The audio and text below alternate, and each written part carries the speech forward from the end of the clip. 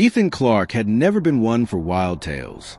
In a town like Brookhaven, where the biggest scandal of the year was Mrs. Collins' cat getting stuck on the mayor's roof, talk of UFOs and missing time seemed like pure small-town exaggeration. He'd grown up hearing such rumors from the older folks, whispered at late-night bonfires, told in low voices at the diner over coffee that had gone cold. There was a story about Mr. Peterson's Labrador disappearing for a week and returning strange.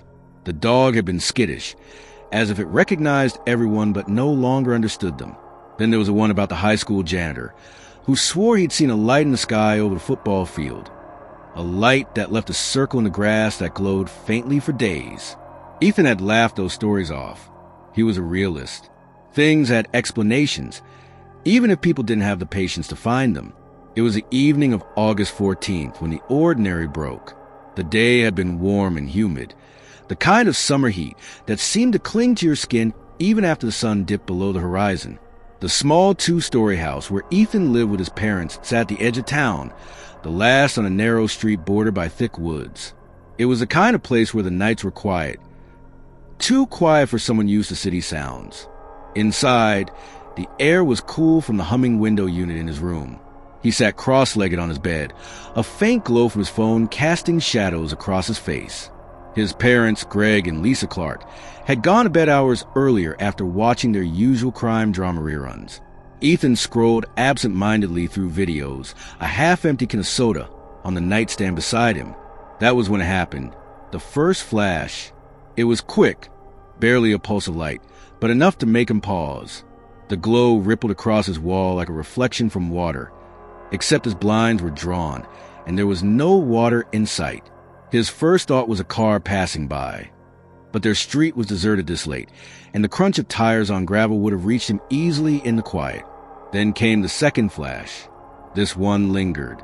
It wasn't a random flicker of headlights, but something deliberate, like the slow beat of a pulse. Ethan's curiosity overcame his hesitation. He slid off the bed and padded to the window. The yard looked normal at first glance. The moon hanging low, the grass silvered by its light, the faint outline of the woods in the distance. But as his eyes adjusted, he caught it. The air itself seemed to ripple just above the grass, the way asphalt shimmered in the summer heat. The crickets had gone silent. Ethan frowned, pressing a hand to glass. That was when he heard it, a low hum. It wasn't coming from outside in the way cars or planes did. It was inside him somehow, vibrating in his chest and teeth. It reminded him of standing too close to the massive speakers at a concert, except this was softer, yet deeper. Then it appeared. From the shimmering air, a sphere emerged, descending without a sound. It was the size of a small car, its surface silver and perfectly smooth, reflecting the moonlight in ripples that moved like liquid metal. No wings, no engines, no visible means of support. It simply floated about 10 feet above the lawn. A pale blue glow radiated from beneath it, spilling across the grass in a way that seemed almost alive. Ethan's thoughts spun. Experimental military tech? A projection? But the way the air smelled sharp, metallic, and wrong told him this wasn't a prank. The glow shifted, narrowing into a beam aimed straight at him. He stumbled back from the window, heart thundering. The hum deepened. Then he saw them. Two figures stepped into the edge of the light. They were tall, impossibly thin, their movements so smooth they didn't disturb the grass. Long arms hung at their sides, fingers tapering too far to be human. Their necks stretched above narrow shoulders, ending in elongated, smooth heads with no visible mouths. Their eyes were enormous, black, and reflective, mirrors that seemed to swallow every thought he tried to hold on to. They didn't speak. They didn't gesture. They just stood there, staring at him. Something in Ethan's body refused to move. His legs locked. His fingers clenched the window frame until his knuckles whitened. The hum filled his mind until it drowned out even his fear, replaced with something else. Not peace, but a numbing surrender, like he'd already agreed to whatever came next without realizing it. One of them raised an arm. The air in his room thickened, as though the oxygen had turned to water. His vision blurred, his own whisper, "No!" barely sounding like his voice. Everything went black. When Ethan opened his eyes, he was back in his bed. His heart pounded. His shirt clung to his skin with sweat. The red glow of his alarm clock read 3:47 a.m. The last time he'd checked, it had been 12:06. At first, he tried to convince himself it had been a dream, but then the smell hit him, that sharp metallic tang. He scrambled to the window. There, in the middle of the backyard, was a perfect black circle burned into the grass.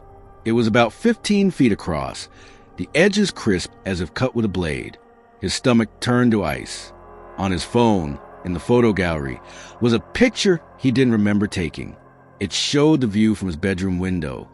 The silver sphere, the pale blue beam, the two figures.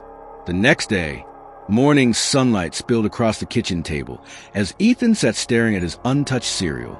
Clarke shuffled in, still half asleep, coffee mug in hand. "You look like hell," Greg muttered. "You stay up gaming again?" Ethan forced a shrug, not trusting himself to speak. The events of last night felt too sharp, too detailed to be a dream, but he couldn't just blurt it out. His dad would either laugh or, worse, get that look, the one that said my kid's losing it. After breakfast, Ethan slipped outside to inspect the burn mark in daylight. The grass inside the circle wasn't just scorched. It was gone. The dirt underneath was smooth, almost glassy to the touch, as if something impossibly hot had fused it into a single surface. He glanced toward the woods. A shiver ran through him. By noon, curiosity got the better of him. He decided to talk to Mrs. Kepler, their neighbor 2 doors down.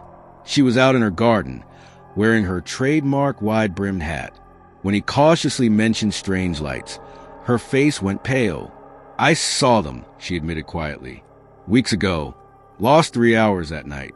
Woke up on the couch, no memory of getting there." Later, he cornered his best friend, Darren Price, behind the gas station where Darren worked part-time. At first, Darren tried to play it off, but when Ethan pressed him, he finally said, "Yeah, I've seen him. Twice. Over the old Miller farm. The light followed me when I tried to drive away." The more people Ethan spoke to, the more he realized something terrifying. They all had the same details. The hum, the missing time, the strange holocom, and every single one of them ended their story the same way. They come back.